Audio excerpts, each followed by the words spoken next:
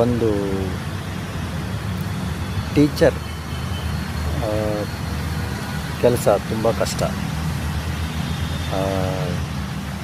ಪುರುಷರಿಗಂತೂ ಅದು ಪೇಷನ್ಸ್ ಇರಬೇಕು. 35-40 ಜನ ಮಕ್ಕಳನ್ನು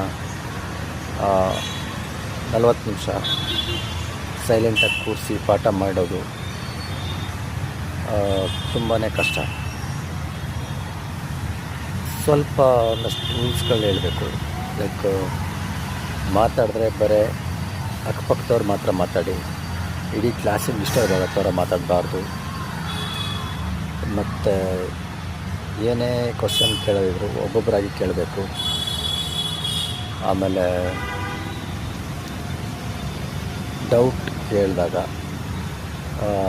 ಆ ಉತ್ತರ ಹೇಳ್ಬೇಕಾದ್ರೆ ಎಲ್ಲರೂ ಗಮನ ಕೊಟ್ಟು ಕೇಳಿಸ್ಕೊಬೇಕು. ಆಗ ಒಂದು ಸ್ವಲ್ಪ ಕ್ಲಾಸ್ ರೂಮ್ ರೂಲ್ಸ್ ಅಂತ ಸೆಟ್ ಮಾಡಬೇಕು.